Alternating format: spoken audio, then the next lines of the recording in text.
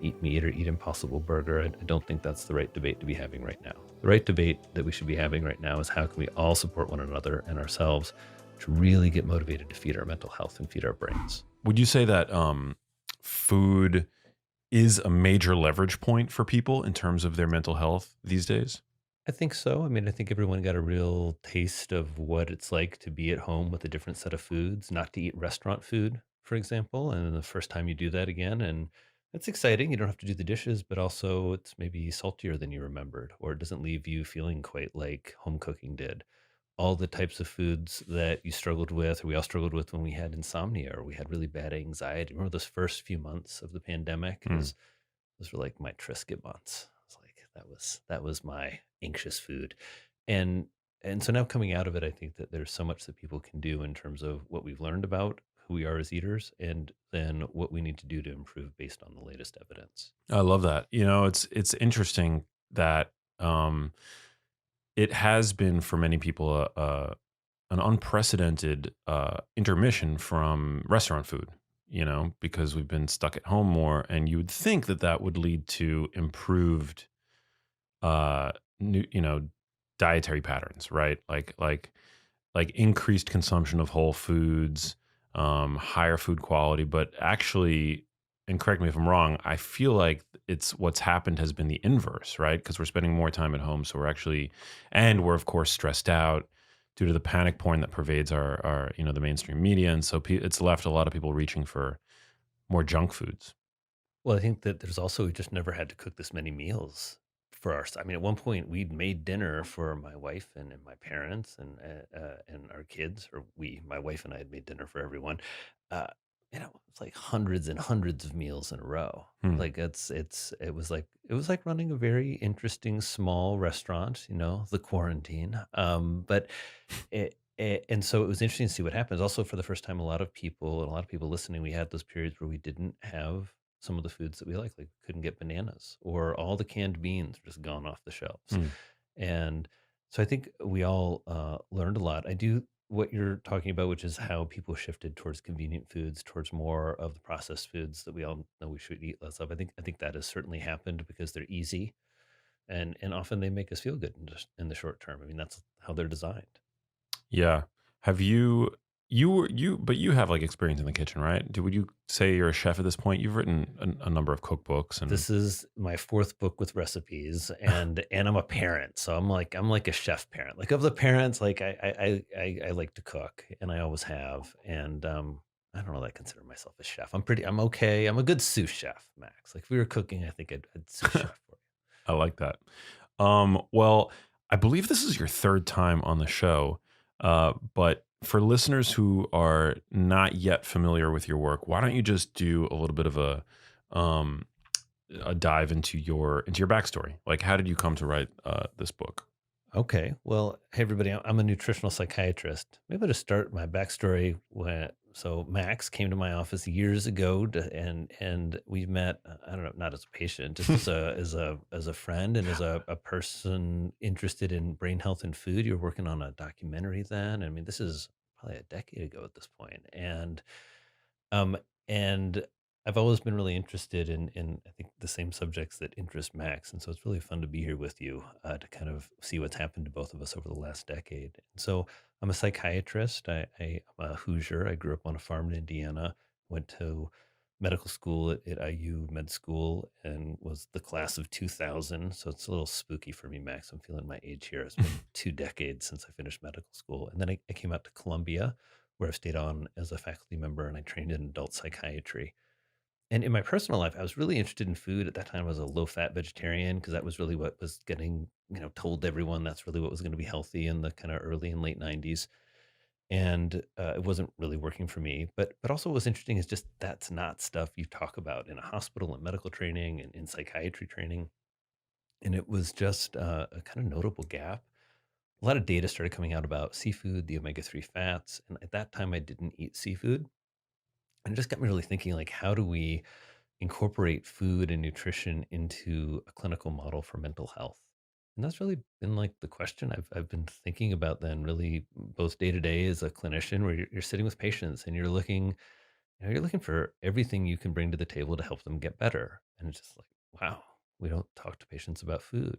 We don't talk to them about depression and anxiety and lots of ways to help with that. I mean, I do everything in mental health. I prescribe meds. I do lots of psychotherapy. We do coaching in our practice. I mean, and I've seen all of those things work, but it just feels like food is one of these foundational things that makes a difference. Imagine you're treating somebody with depression and they're just eating nothing but fast food.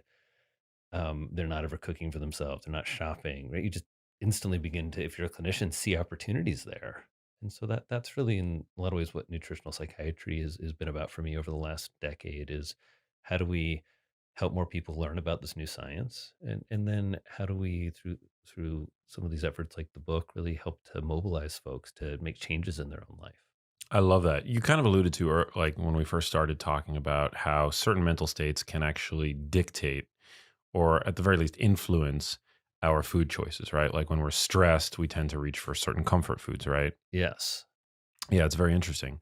But would you then also say at this point, there is a strong enough body of evidence that we can say that the inverse is also true, that the foods that you reach for can influence your mental states? I think the answer is a definitive yes. I think anybody who wants to debate that answer, I'm looking forward to that debate because unlike maybe when we first met, and there was a little bit of evidence, correlational evidence, which doesn't end up meaning a lot sometimes. Now we have multiple randomized clinical trials. We have trials where we take individuals, not me, but mainly Felice Jacka's group, but me is the larger world looking at how do we help people beat depression and anxiety. And the best trial of this so far has been the Smiles trial and the Healthy Med trials. Those two trials, between the two of them, have well over 300 patients where they take individuals struggling with depression who are in some sort of treatment, usually psychotherapy or an antidepressant, and not getting all the way better. So not reaching the criteria for what we call full remission. And that's what you want. That's like, I don't feel like I have depression anymore at all. And a lot of patients don't get there with just traditional therapy and meds. And what they found is adding on the Mediterranean diet improves, actually, in the Smiles trial, 33% of individuals went into full remission. That was a medicine, it would be $1 billion medicine right away. And then a number of trials have followed that. The most recent, interestingly, came out last what 2 falls ago now, looked at college students. They just showed them a video, like depressed and anxious college students. It's like, hey, here's how to eat to help your mental health. Eat more of a Mediterranean style diet. Here's what that is. Here's more plants. Here's a way to make plants tasty. And they gave the students a little box, this box of like nut butter, nuts, olive oil, turmeric, cinnamon, and then called them a week later, like 5 minutes, like, hey Max, like you watched the video, bro. Like you eating the nut butter is cool. Like you tried out the turmeric. And they called him a week later. And they found that over 6 months, just that intervention, talking a total of 23 minutes, led to significant decreases in depression, anxiety, and stress for the college students. So we're starting to have that kind of data.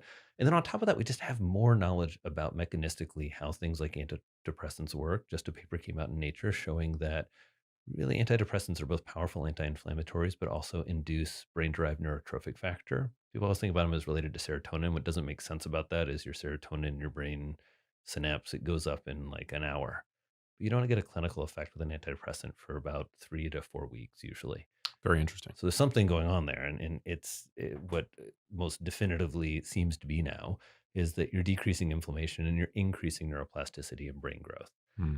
It is one of the pathways by which those meds work. And what's exciting about that is that's the pathways by which food works. It's also the pathways probably by which exercise works. And so we now have this kind of arsenal of stuff that when we think about, all right, how do we influence mental health? Well, we can probably all agree having a brain that is not dealing with inflammatory factors, having a gut that's healthy, and having a brain that's in what I call in the book, I call it grow mode. And that just means that your brain is best positioned, if possible, when you encounter stressors. Because I'm a psychiatrist, and I'm sure everyone listening knows this. Like, life's full of stressors, and no matter how good you get at life, you still encounter lots of stressors.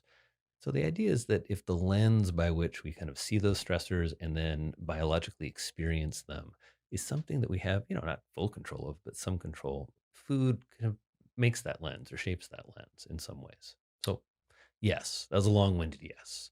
I really appreciate that. I'm really glad that you brought up these two mechanisms by which it's now, um, we're starting to see are the potential mechanisms by which SSRIs work in a subset of patients to which they are prescribed to, right? There's like the increase in BDNF, which you mentioned, which can you just, for listeners that are not familiar with BDNF, what is that essentially?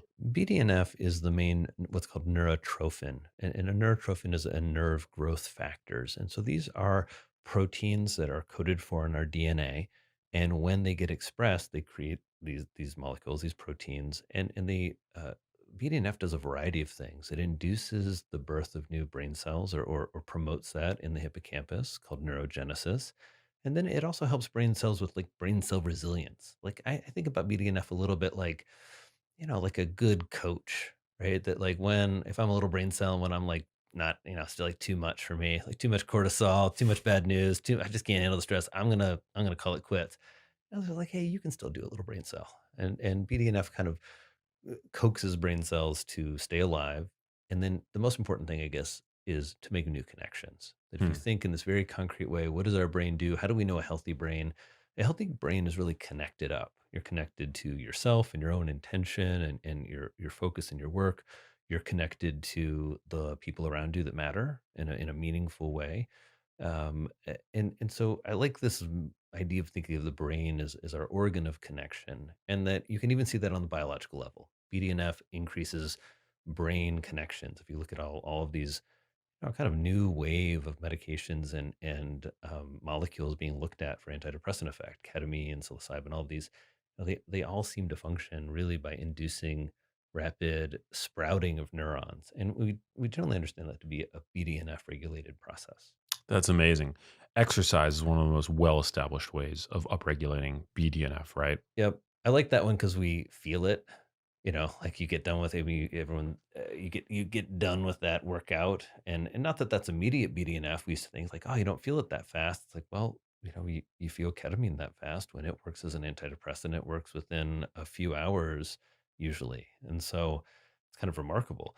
Um, but yeah, I love the way that exercise, like food, can really be one of those things. When you see people get better and beat depression, not always, you can beat depression in other ways, but that's usually part of the package that people bring to the table.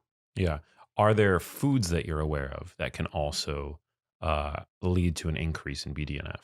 So the way that we back into foods is looking at the nutrients that can increase or influence the BDNF gene. And Hmm. so I know of six nutrients with significant evidence that they influence BDNF, or there's a molecular pathway by which they do. And let me see if I can name all. There's zinc. There are the long chain omega 3 fats, but particularly DHA. Magnesium. There's actually a paper where they look at the mechanism of ketamine, and they also look at the mechanism of magnesium, and they're pretty close. There's a flavanol, or some of the flavanols, the polyphenols can induce, and there are a couple of different ones of those that seem to be able to help with BDNF. That's for, I'm gonna guess, oh, I think B12, and then I'm gonna guess iron is my last one, but I might not remember Max. I think that was more than that. That What I that was think six. that was six. That was Okay, 6. interesting. Let me just go back and say 5. Yeah, Okay, there were, and 4 I'm sure well, of. I love that we have these nutrients because they're pretty ubiquitous, like in the food supply, if you know where to look for them. Yeah, I think I mean, as a physician, we don't get a lot of training in nutrition, but actually, my last book, in some ways, was just really about that. Here are these 21 nutrients that really matter. And in this book, Eat to Beat Depression and Anxiety, I focus on 12 because we looked in the literature. Dr. Laura LaChance and I did a little paper called Antidepressant Foods. Because as we were starting to think about teaching clinicians about this, all right, this makes sense. There's lots of biomolecular pathways that support this. Now there's lots of correlational and now clinical data. Let's start talking to clinicians and see what happens. And then we kind of scratched our heads like, well, what foods are you going to tell them to prescribe? And be like, you all just tell the patients Mediterranean diet, do it, olive oil all the time. And we wanted to kind of back it up a little bit more. And so we looked in the literature and we found there are 12 nutrients really that seem to have a very high level of evidence that they are involved in the prevention and the treatment of depression. Hmm. So you look at something like zinc. Populations that eat less zinc have more depression. You look at people who get depressed, they have overall, and as a population level, lower levels of zinc. You look at what zinc does. It induces BDNF. It's involved in like 300 different chemical reactions in the brain. And then you get to, okay, well, what foods have the most zinc? And the plant-based foods with the most zinc are things that oftentimes get concerned in terms of absorption. But in the animal world, it's oysters. And then you think, well, what are the nutrients in an oyster? And you get this real quick basic lesson of nutritional psychiatry, which is about nutrient density, where when you look at an oyster, you see long chain omega-3 fats, you see a plethora of B12, you see selenium, you see zinc, you see iron, you see almost all the nutrients I just named that seem to promote BDNF. And so as you think about then seeking a diet where for the fewest number of calories, you're getting the most nutrients for your brain. And that's really where the food recommendations from Eat to Beat Depression and Anxiety come from. Just taking these foods and thinking, or rather taking these nutrients and thinking, what are the foods with the most of them? How do we help people integrate those foods into their life in a meaningful way? And most importantly, I think the piece that really gets missed, and I do think sets nutritional psychiatry apart, is we start to really then look at food categories. So you don't have to eat the kale and the oysters if those are disgusting to you. And as a psychiatrist, I'm really interested in your joyfulness as an eater. There's this chapter in the book called Eat or Heal Thyself, where I just think right now in particular, and I think makes you know this as well as anyone, better than most of us, right? Is how kind of confused people are, how influenced people are, um, how badly people are hurting in terms of really wanting to put their effort into changes in their life and their food that work.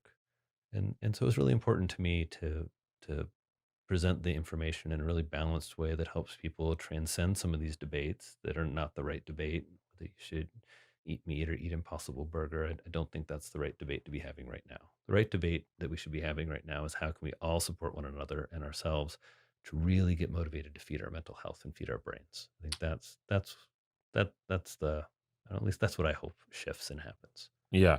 Well, you mentioned oysters because they are very rich in zinc. What are some other foods that are on this list of 12?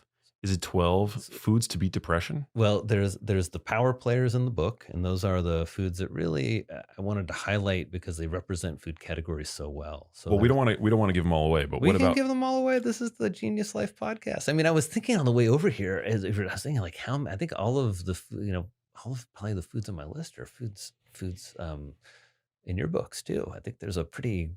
I think there's a lot of bias support here, but I'm okay with all the debate going on. I'm okay to be here. This is a safe place. It feels like. it is, and it's okay if there's overlap. And you have 12 foods. I only have 10 genius foods. So you found at least two foods Well, maybe, that were maybe this. not on my radar when I wrote genius foods. So I want to get into, we can go through six. What are six of the, you already listed oysters, but what are some other foods? Yeah, let's talk about some of the other foods that I think are important in terms of why they're on there conceptually. Because again, whether those are the foods or not for you, it's more of what do they represent. Like, why is kefir on the list? It's a fermented dairy product. It's a more liquidy than yogurt. It also has more colony forming units than really any other food. If you Hmm. look in the sciences, when you're thinking about a probiotic, you'll see it's got 2 billion or 50 billion or 100 billion.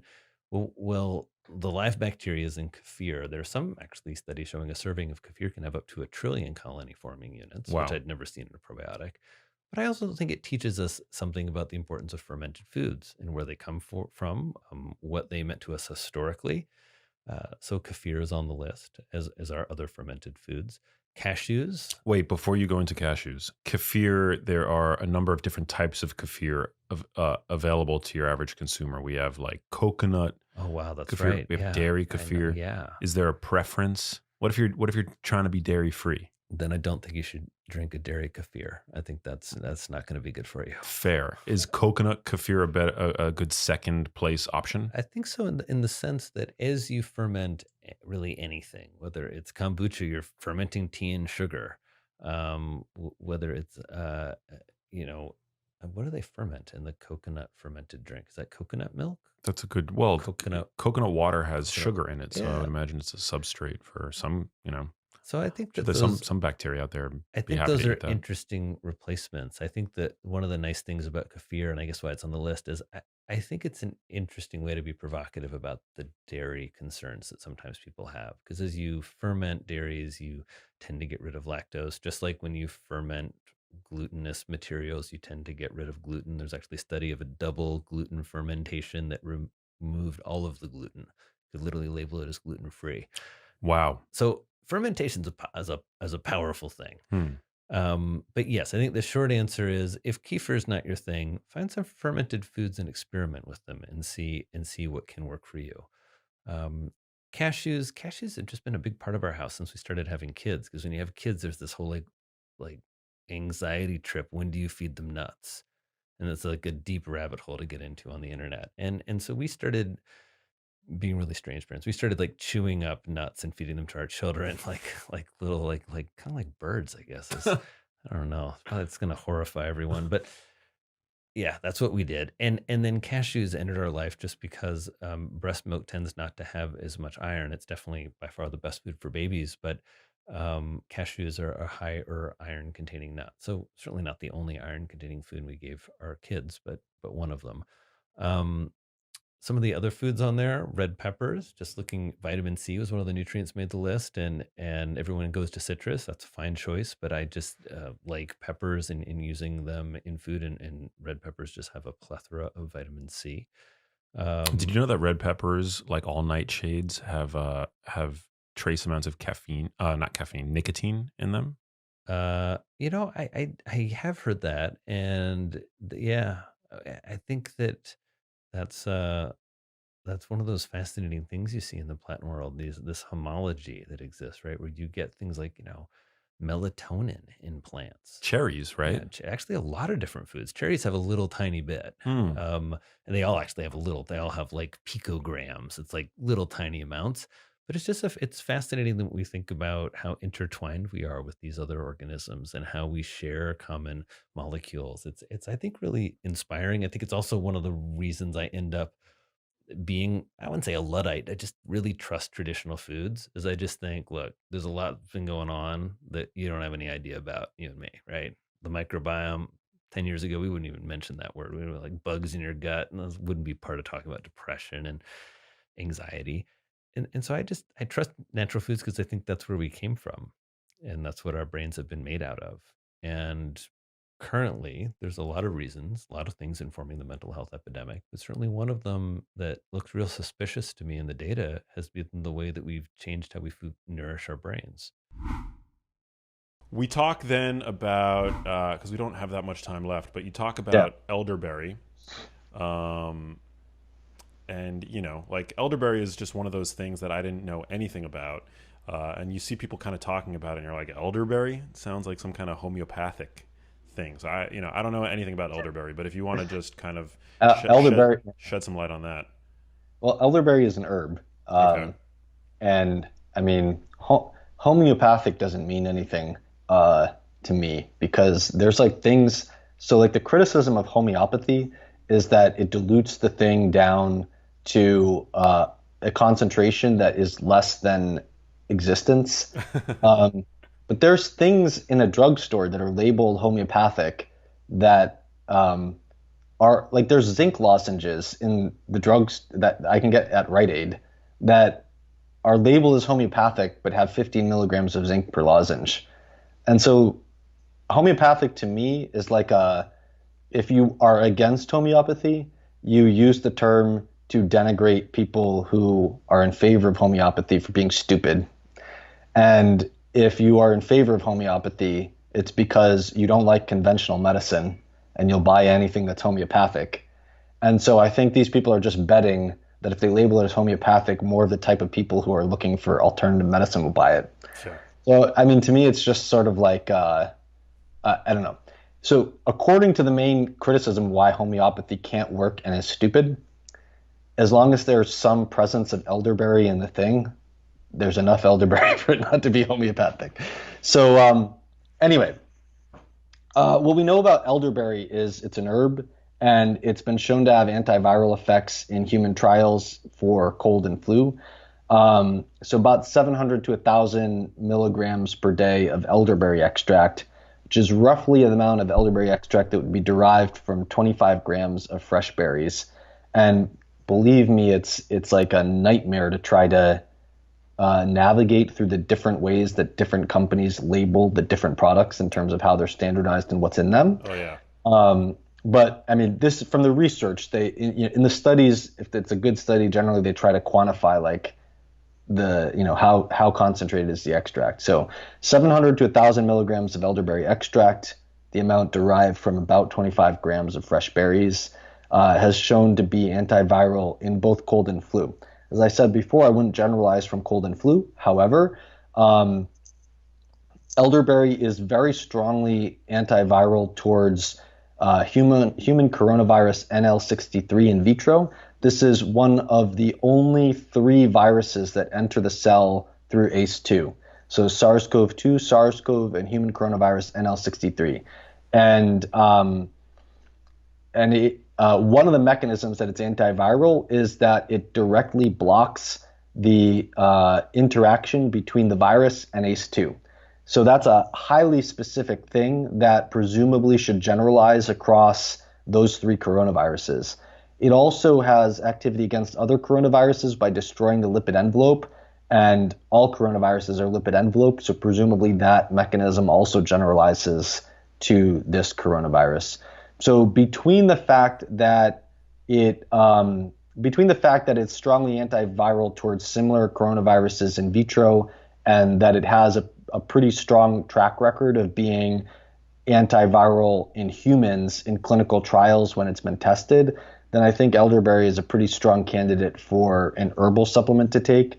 On top of that, a number of people have asked me whether elderberry could be harmful in initiating a cytokine storm because there's a study showing that it increases cytokines when it's put on human monocytes. So I did a comprehensive review of all the literature I could find on this, and we can note a few things. Number one, in humans, there's only one randomized controlled trial of elderberry in humans, and it found that 1,000 milligrams of elderberry taken every day over the course of 12 weeks had no effect on the major cytokines that are increased in COVID-19. It actually decreased TNF alpha a little bit, although it wasn't statistically significant.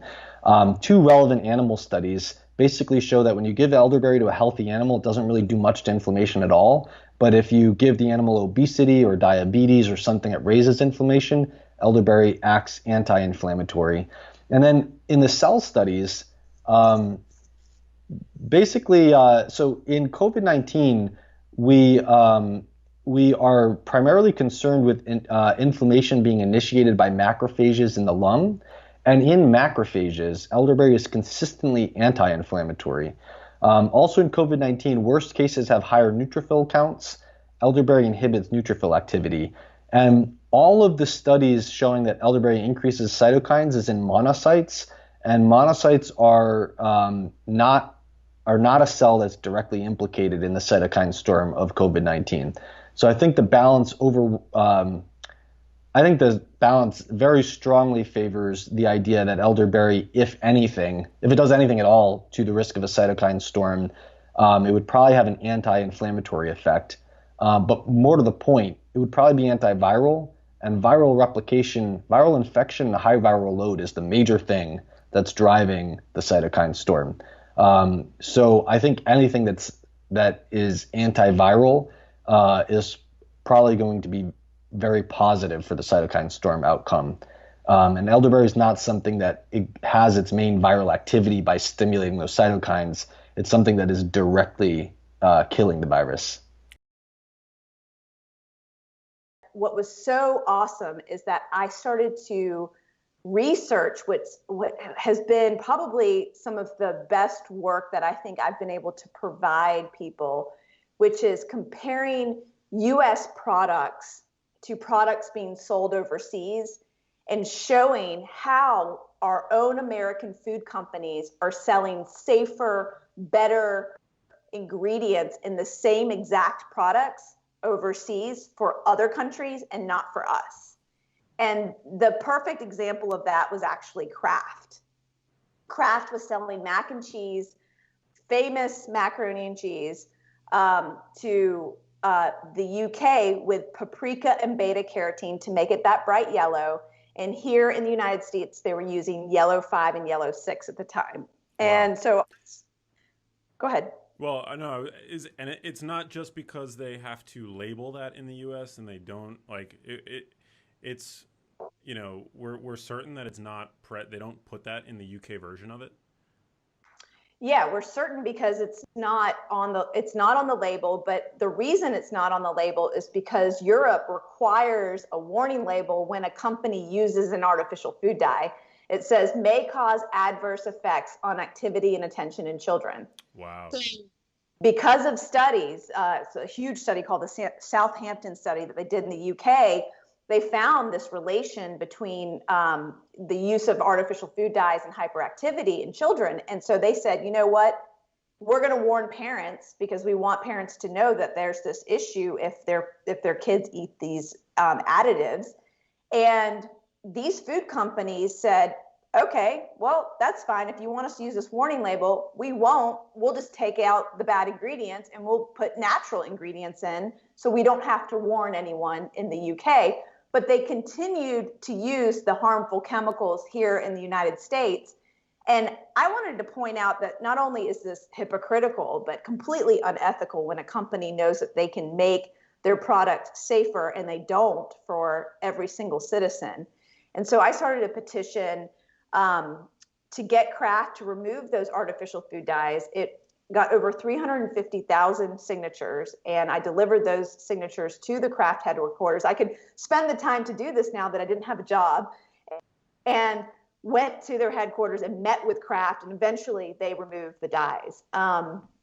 It was a long saga, but that is what happened, and it just goes to show you, like, when you point out these disparities and you take the time to show the public like what these food companies are getting away with, people respond not only with petition signatures, but I mean, people met me in Northfield, Illinois, where Kraft's headquarters are, and came out and petitioned outside of their headquarters to the point where they led call campaigns to get, like, call the Kraft headquarters, hey, let food babe in. Wow. And the news cameras were there, and it was so nuts. And I remember I went on their local Fox channel that morning too, and I was like, in the camera, and says, Kraft, you better let Bonnie in today. I mean, it was so fun. It was fun, and it was impactful, and we did an amazing thing for the world because we educated Americans for the first time in history, I feel like, in a big way, with a product that they could recognize and see, and they probably have in their own pantries, about artificial food dyes. So when someone went and saw the package of Cheetos they were eating, or Doritos they were eating, or some other type of fruit roll-up or whatever, they'd look at it and say, hey, that's the yellow 5, yellow 6 that I learned about in Kraft that's, you know, affecting my child. And that is something I need to avoid.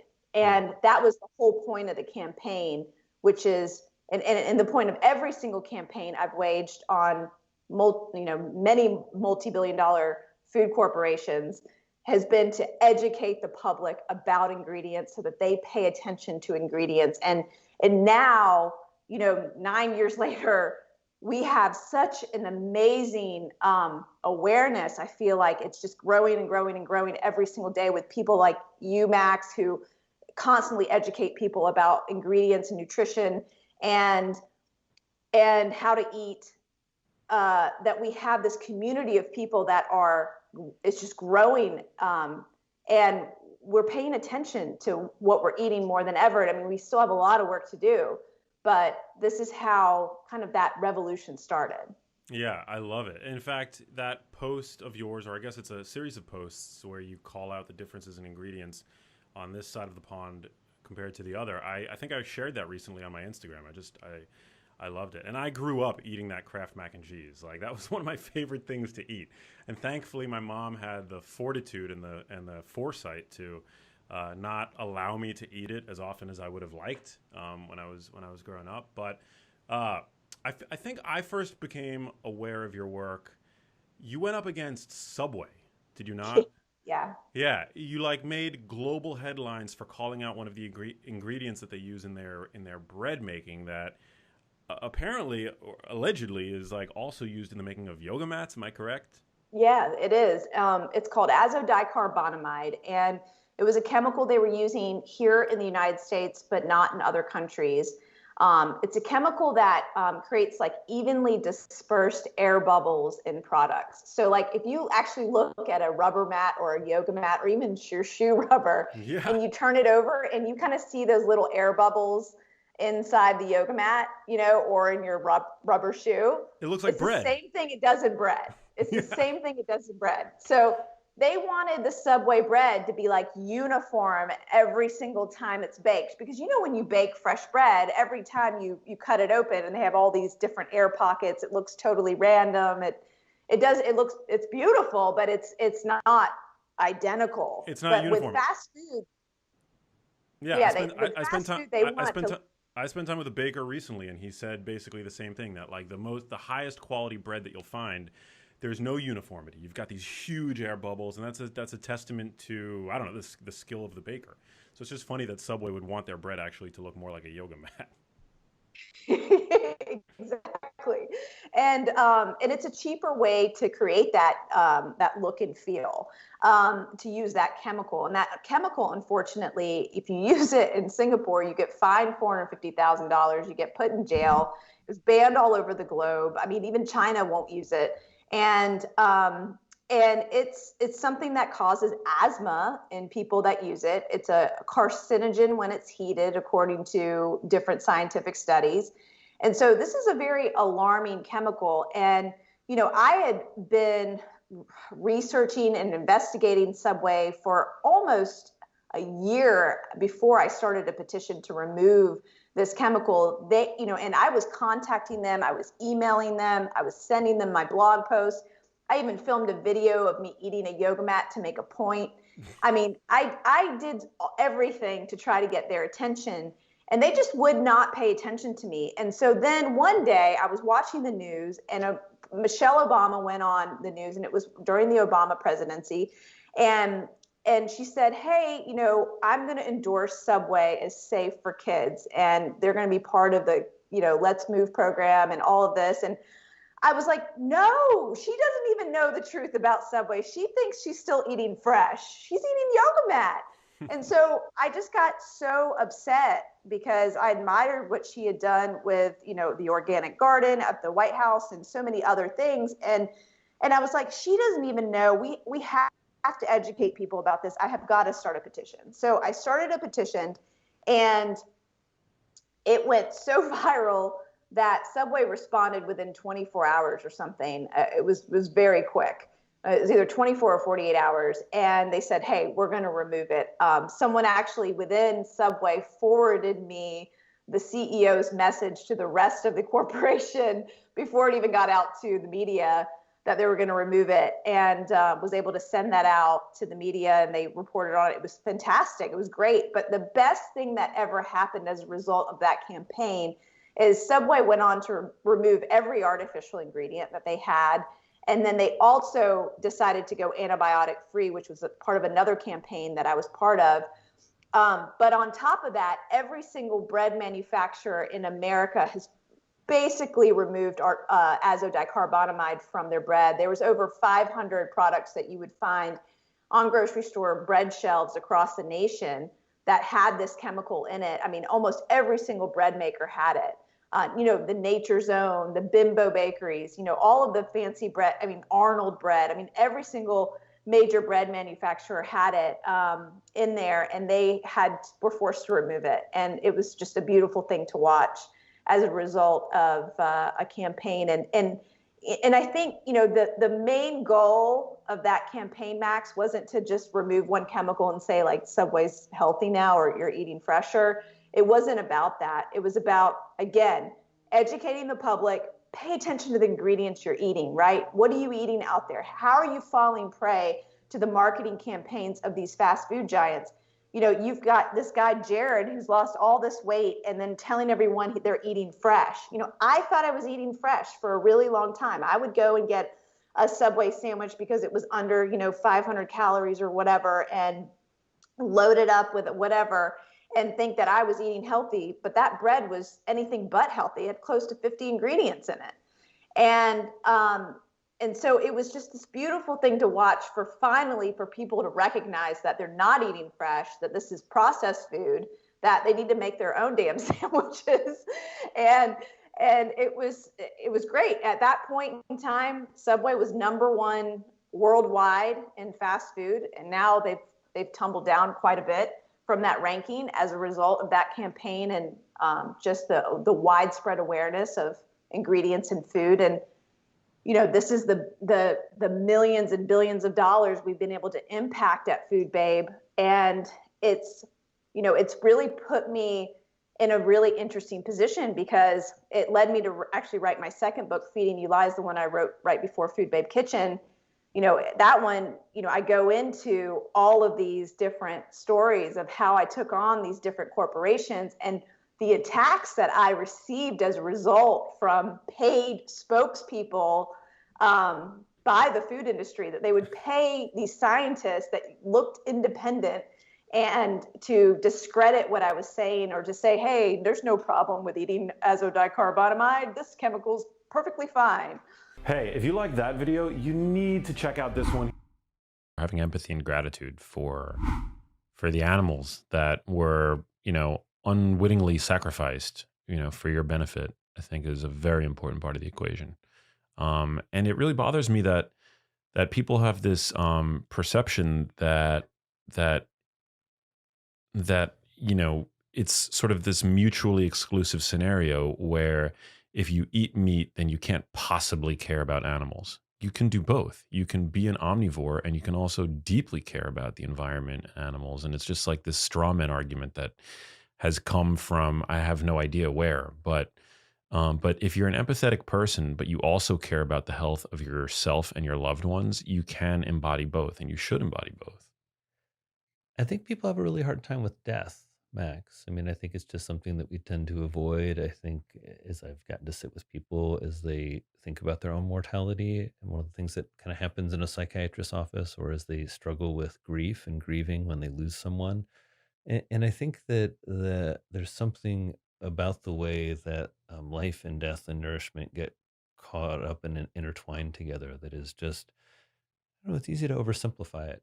Hmm. And I certainly respect that. One of my favorite vegans said to me, "It's not so much that I object to eating meat every now and then. I just know I won't make the right choices, and I just don't want to be involved in that system." And I can really appreciate that. I wouldn't say I always make the my own kind of quote unquote right choices. It's also interesting during the pandemic for the first time, really. I kind of moved to a really pastured centered type meat. We buy a quarter of a cow from our neighbor. And so we actually raise some of the hay that it's fed, and can watch them grow up. It's really, kind of idyllic and really, purely grass fed animals. Um, and then I like doing that meat share because it also challenges me as a cook, where instead of just getting, in that rut that Americans in, right? Strip steaks, ribeyes, and burgers. And filet mignon. Those are my 4 love languages right there. Right, exactly. And I don't think that. I think you also. I mean, I think you love. I think you speak a little like beef shank. I think you probably speak a little You just had brisket for lunch. I I mean, did. don't say like you don't speak.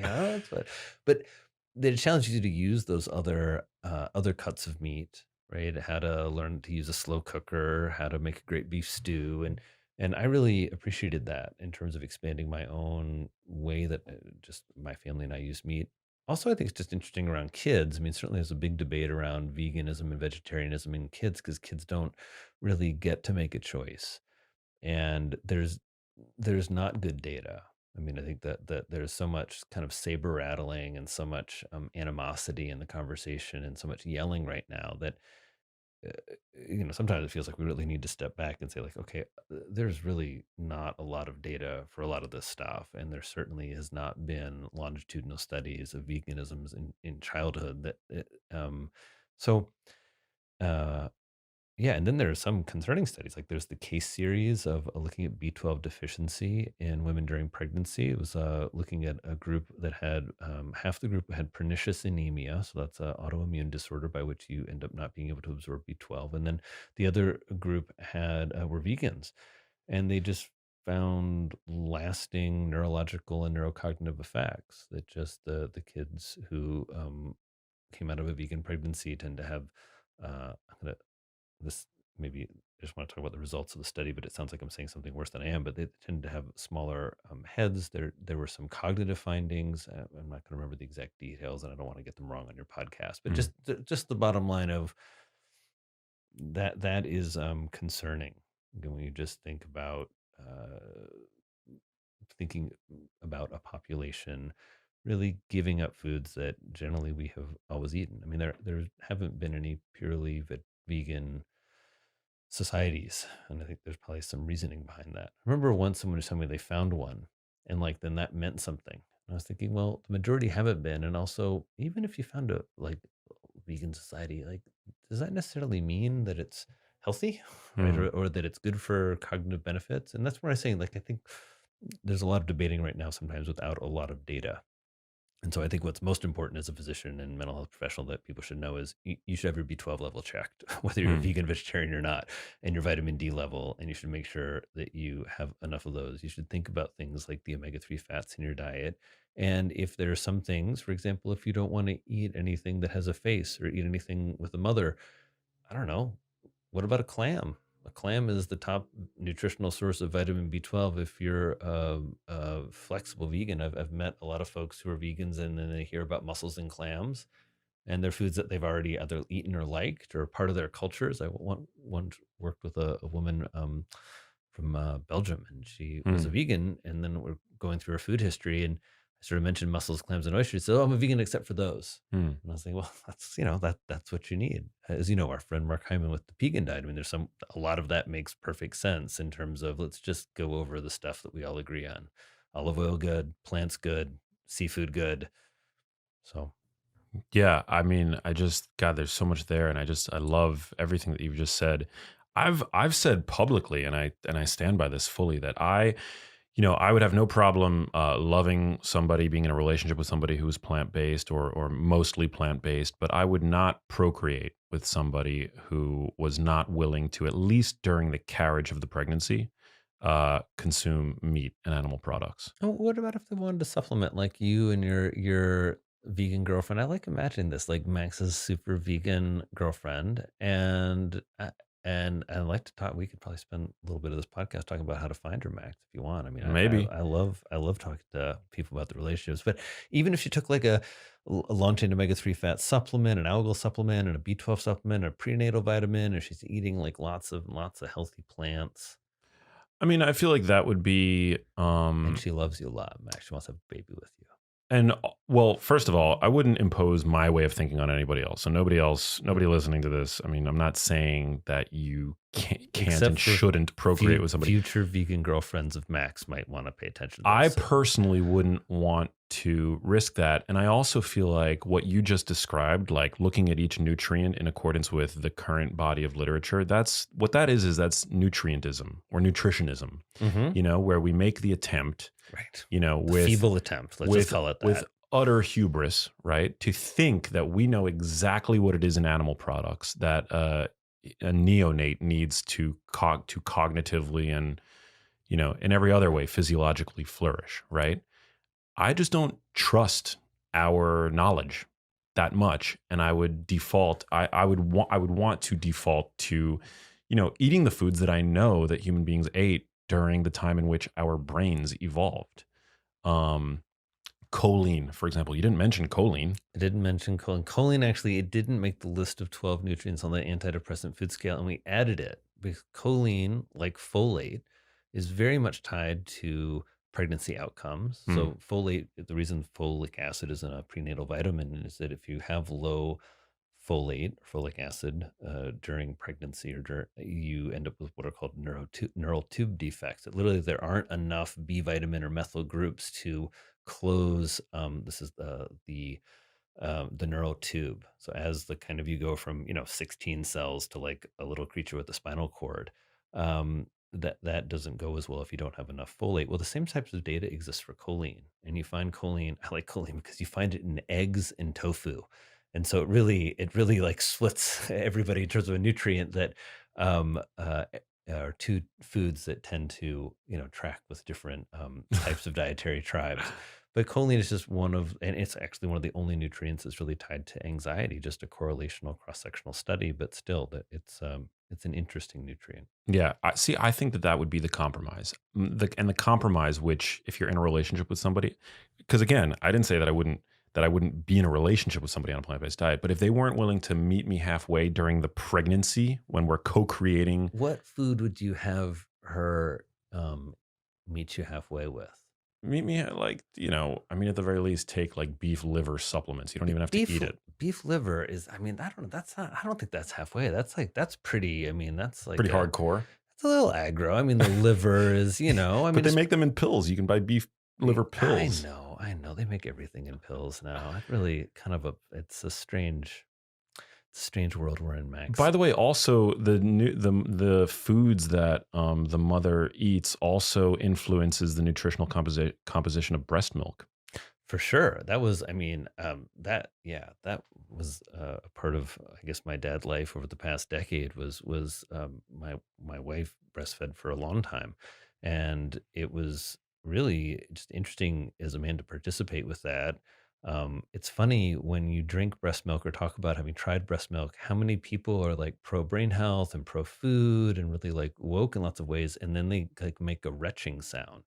And I think it's like one of the most misogynistic things I've ever seen, because breast milk's really delicious. It's a little bit sweet.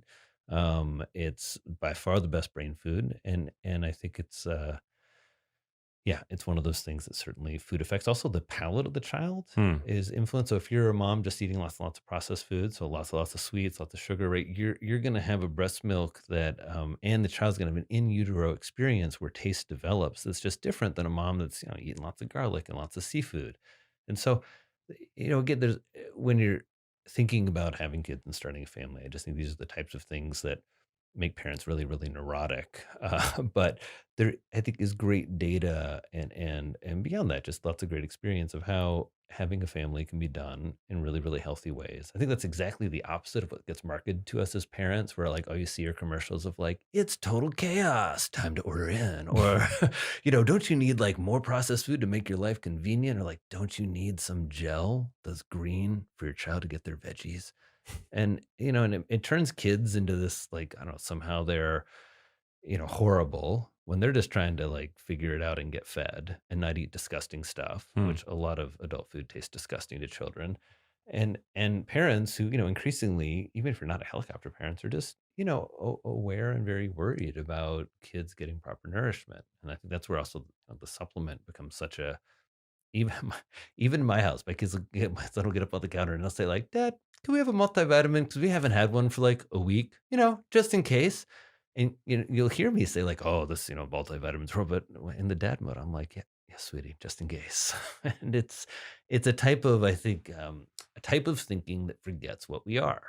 It forgets that we're like alpha predators, giant cerebral containing creatures that like can live on cardboard for a week, and that we can extract all the nutrients we need from a variety of sources because we have this massively big metabolically hungry brain.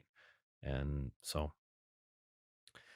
Yeah. Max, I'm trying to figure out. God, so the vegan girlfriend that you're gonna have a baby with is really intriguing me, and but yeah, and I want to talk about all the barriers between you and she. But I do think the beef liver. Maybe you should take the supplement. But I'd want you to try the mussels and the bivalves with her because I think those. I mean, they're very romantic. Well, I'd be down, but those are not vegan. I'm just saying if she beef liver supplement. I'm just saying we would reach an impasse if she were not willing to compromise with me temporarily. I'm not saying that I want to dictate her diet. Yeah, but Max, there's a difference between the big brown eyes of a cow and then that little like, clam that's just gurgling in the sea. I just think you should appreciate her perspective. If that's what she's worried about. She's got a lot of feelings. I would completely appreciate her perspective if she were willing to also appreciate mine and that we could meet in the middle. Because at the end of the day, what the brain, it's you're influencing something that's going to have lifelong repercussions on this child.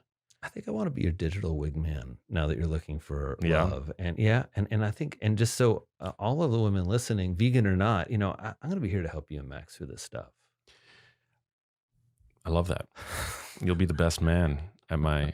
I See right there, the wedding. Like, what, are you gonna have like a vegan aisle and a non-vegan aisle? Be like, over here we've got like the whole hog, and have to be like a divider, because a lot of her vegan friends will probably be like you're gonna it's gonna be a complicated wedding to plan. But I like that's probably one of my favorite things as a shrink. Too fair. I love helping people buy their first car. You do a lot of that in my business, and I love wedding planning. It's Hmm. really it's like the best part of the job. Is it? Yeah, I've got very little experience with that, It's gonna be beautiful.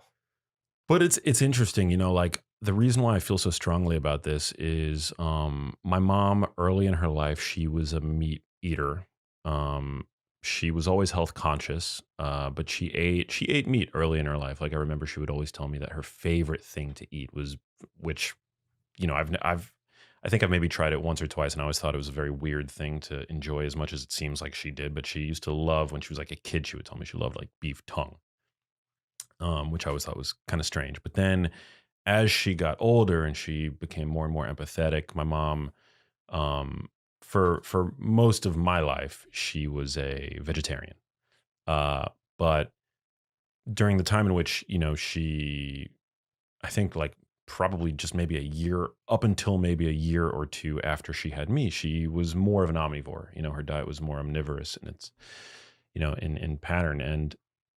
Um and she basically stripped her diet of some of these more nutrient dense animal foods, and instead she started reaching for the foods that were like would have that red heart healthy logo on them. And I'm not saying that the removal of animal products is why my mom's health ended up being so disastrous, which, anybody who knows me and my story, regular listeners of this show will know, it really was terrible. It didn't help her. And I do think, my hypothesis is that if she would have had a more sort of balanced diet and, had she incorporated some of these more nutrient dense foods, I don't know. I think, and I'll never be able to prove this, but I think that she, would have had better odds.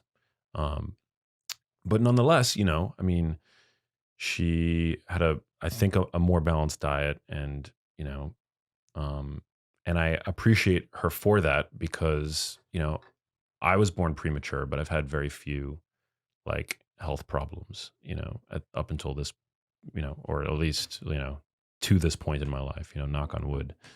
You're looking pretty healthy still. Yeah, I mean, I think it's important. I think it's important. Diet, I'm a huge, as you are, I mean, what we eat matters. Um, and there's so much convoluting, biased information coming out there. And, it's never as simple and straightforward as people like to make it out to be. Um, and so I think at the end of the day, you have to default to logic, to common sense. And, when looking at the nutrients contained in animal products, I mean, it's like plug and play for our body. Plants are amazing. Like, I love plants. I eat them all the time. We just had lunch, but in many ways, plants have like a different operating system than us. Whereas Mhm. when you consume, um, red meat or mollusks or whatever, you're getting the nutrients in those foods in the bioidentical forms in which they present in your body. Yeah, and many of them are more bioavailable when you look at things like zinc and iron, where plants have worked very hard to get those things out of the rock, and then they hang on to them very tightly. It's one of the reasons that cooking plants or cooking things like beans and lentils is so important is the anti-nutrients that people have been getting folks worried about. Unfortunately, those dissipate when you cook them, just so you know. Yeah. But I like to say that you're saying that they sort of serve a little bit of a different function, right? In the terms of you're thinking about, fats and proteins you end up getting from animal products, especially long chain fats, and then the plant world really thinking about how we fuel and feed the microbiome, and then also I think keep us full. I think about what so many people struggle with is feeling full and satiated, Mhm. and I don't think that's something you and I struggle with very much. I don't think it's I don't think it's because of our, like, I don't know, genetics. I think it's because of probably the way that we eat.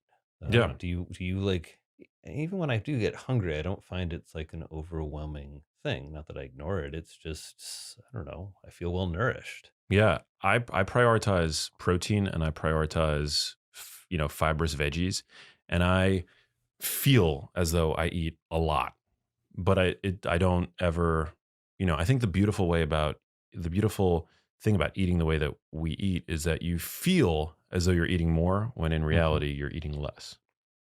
Yeah, that's exactly right. And I think that's where that kind of I don't know that combination of having the proteins and the animal-based proteins and having the plants, where as we get into this kind of dialectic and this division of this like one or the other, I just think it really misses the point, and I think it misses evolutionarily what we've done. Max, I also want to go back. What you were talking about, I think, was is also interesting a moment ago with your mom of thinking about how are also our dietary advice, we don't often shift it, certainly in the general media landscape. It's not specific towards life stage. So we sort of think about pregnancies like, well, they need a lot of food, a lot of nutrients, right? Making a baby. And then kids are like they need a lot of food too. They're growing. And then as people age and want to avoid dementia, well, they need a lot of plants and olive oil and red wine, of course, the number one food to fight dementia, right? And talk to anybody in their 40s and 50s, and you take their dietary history, eventually they look at you with the wink and they're like, don't worry.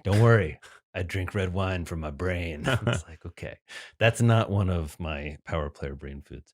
But that throughout those different stages in life, probably there are different things that different people need nutritionally. I mean, there's some certainly overlap. All pregnant women need certain nutrients, um, but I think it's been interesting to me to sort of see how we lose that granularity, and kind of make it like it's one human diet all the time, all day long, as opposed to there are different. Like, I had a friend from a Korean background and told me there's a traditional Korean stew after pregnancy that has lots and lots of seaweed in it, and just kind of one of the major causes of uh,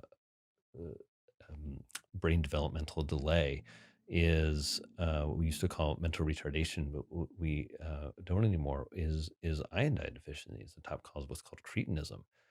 And so, there are all these kind of ways traditionally that people have really, one way or another, figured out these nutrients in these foods that are so important. Seaweed is another one of the power players because it's just such a concentrated source of iodine. I love dulse. Is that how you pronounce it? Dulse seaweed. It's like loaded. Yeah, I And love kelp. all the seaweeds. I just started making. One of my favorite recipes in the book is the dashi. I'd never made dashi at home. Have you made dashi at home, where you just like, or not? You take bonito flakes, which is, I didn't know this. They're basically like a fermented, dried, smoked shipjack tuna, Hmm. and then gets flaked. It's a very traditional Japanese preparation, and you basically those and a big piece of kombu seaweed are the basic. And you bring all that together to you don't quite bring it to a boil, just brief boil, and that makes dashi, which is the traditional broth that most people recognize from like a ramen soup, for example. And it's really easy to make at home. Just a good example of a way to just get more seafood and seaweed into your diet and get some of those nutrients. One of those things that most of us in America have never made or thought about. And in part of researching this book and then going to Japan became part of. I mean, just every month I make a big batch of dashi and I drink it in the morning and drink it in the evening. It's just amazing for you. That's awesome. Hey, if you like that video, you need to check out this one here, and I'll see you there. When you have grass finished beef that's eating a wide variety, not just like one grass and one pasture, but a wide variety of plants, they actually increase the levels of these beneficial phytochemicals in the meat. And it can be as equivalent in dosage as much as vegetables, which is pretty amazing.